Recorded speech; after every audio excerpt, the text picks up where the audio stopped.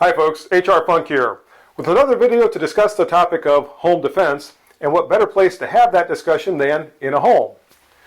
Now if you saw my video from a couple of weeks ago, you know in that one I discussed the role of the traditional shotgun as a home defense implement, and during the course of that video I suggested several alternatives to the shotgun for home defense.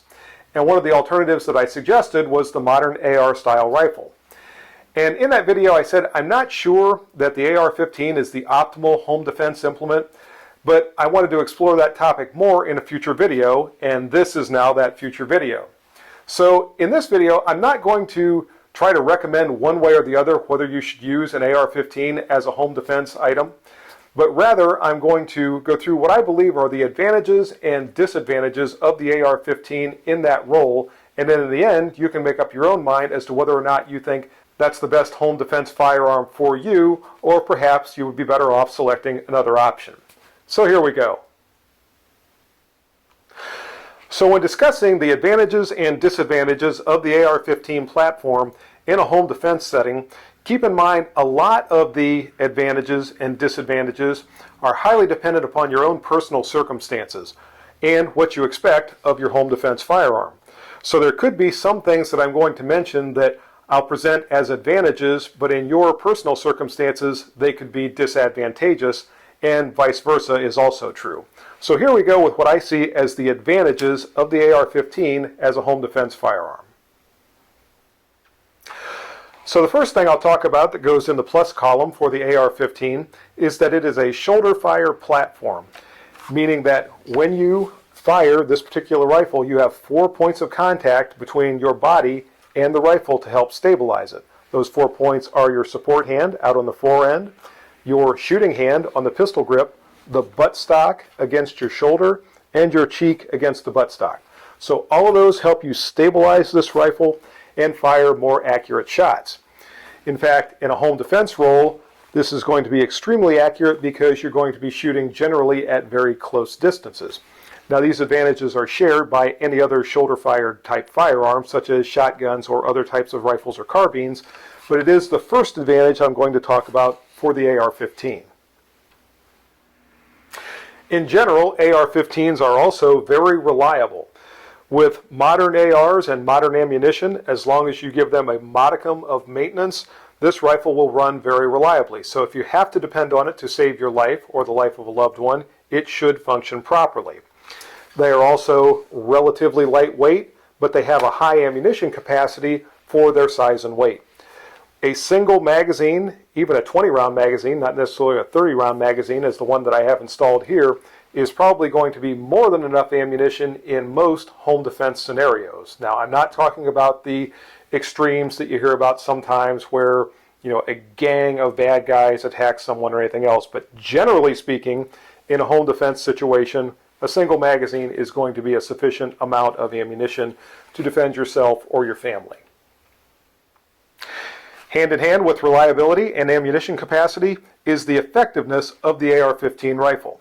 Chambered most commonly for the 5.56 by 45 millimeter NATO cartridge, when employed especially at home defense distances, that cartridge is very, very effective. The times I'm aware of when it has been used at those close distances, there has not been any question about the effectiveness of that cartridge.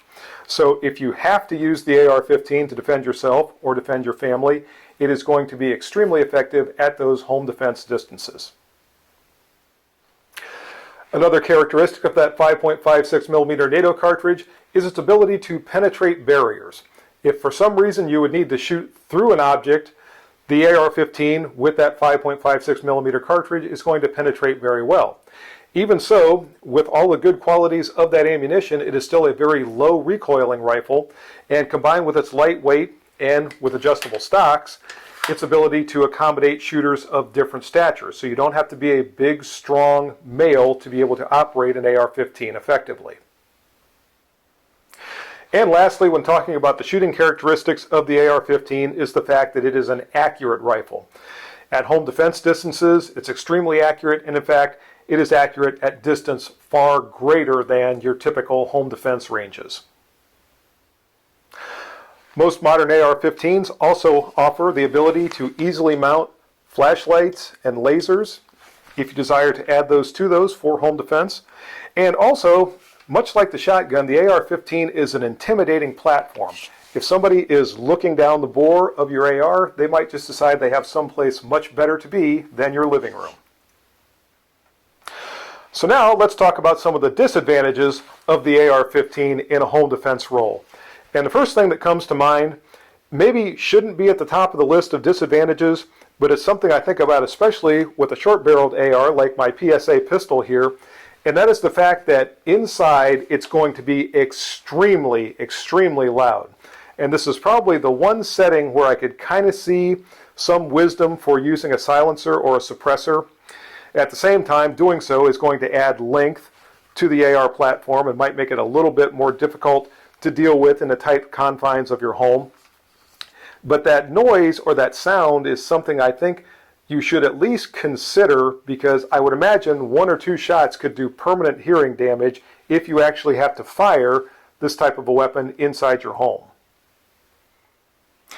Continuing on that theme for a moment, depending on exactly what type of AR you have and how long the barrel is and how many things you may have attached to it, it can become somewhat cumbersome to use inside your home, especially when moving around doorways, past furniture, maybe taking positions where you're trying to see exactly what's going on in another room. You have to be aware that this is going to be more difficult to use than something like a handgun. Also, typically, especially with the larger ARs, it's going to require you to use both hands. Now, if you have a sling, you could potentially sling the rifle if you need to use your hands. But if you are actually moving through your home, looking around, or challenging someone you may have found in your home, this is going to require both hands on the rifle, as opposed to potentially one hand with a handgun while you're using the other one on your cell phone to call the police. Another consideration with the AR-15, more so than something like, say, a double-barreled shotgun or even a revolver, is the fact that it requires at least what I would call an intermediate level of training to be able to become familiar with how this rifle operates and how to properly do everything you need to do to be able to use it if you need to. And that might not seem like a big deal to you, especially if you've got a lot of experience on the AR-15 platform, but consider other family members, and if they would have to use this particular firearm in a home defense role, how quickly or how easily are they going to be able to adapt to it? Or if they've just not used it that often, how quickly are they going to be able to remember exactly how to work this thing? And I say that as someone who has trained police officers over the years, and there are some who only ever fired this particular rifle when they had to, coming for qualification or training or what have you. And some of those people, every time they would come to the range, I would have to retrain on how to release the magazine, how to insert the magazine, how to charge the chamber, how the safety worked, and all that type of thing, to include how to use the sights. So if you have other people in your home, or if you yourself just aren't real familiar with this platform and don't shoot it a lot, there is a little bit of a learning curve, and there is some time and training that's going to be required in order to be able to properly employ an AR-15. Hand in hand with that, and I mentioned the sights a moment ago, is the fact that you have to aim the AR-15 properly. And depending upon where exactly your AR-15 is zeroed, you may have to use a different aiming technique at home defense distances. For example, if you have zeroed your AR-15 at 100 yards and you're using it inside your home, you are going to have to account for the offset of the sight in order to aim properly. So someone shooting dead on with a proper hold with the AR-15 that's zeroed at 100 yards and they're only shooting across the room might not realize that they're going to hit about 2 3/4 inches low on the target. If they're trying to make a very precise shot, that could pose a problem. So the aiming is another aspect of this rifle, again, depending on where you have it zeroed, and that again comes back under the heading of training, or training that's required to be able to properly employ this platform.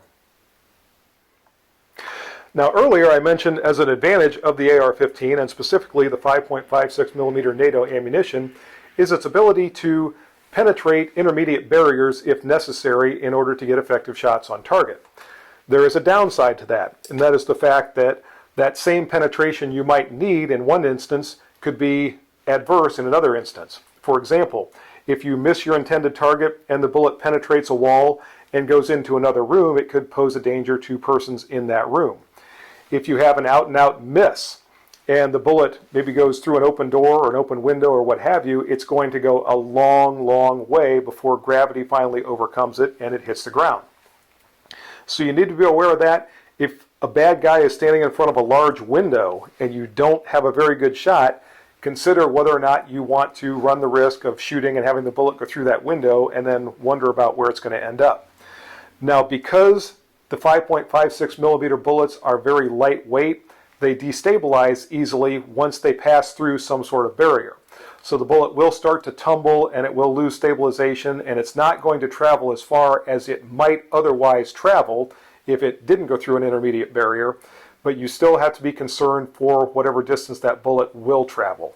So something to be aware of with that penetration for the ammunition in this type of a rifle is where that bullet might go if you have an out-and-out miss and it penetrates an intermediate barrier, a wall, a window, or whatever.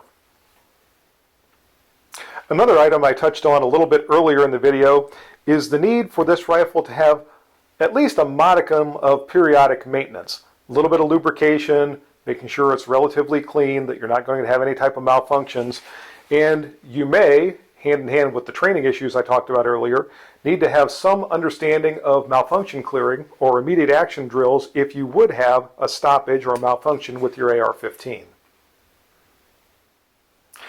Next is something that I really don't like to get into, but I feel that I have to at least touch on it, and that is the perception that might go hand in hand with using an AR-15 for home protection. It shouldn't matter. It shouldn't matter that it looks like a military rifle. It shouldn't matter that some people find it to be scary or anything else. But the fact of the matter is there are some people that are going to look at this and think, why would anyone ever use something like this for home defense?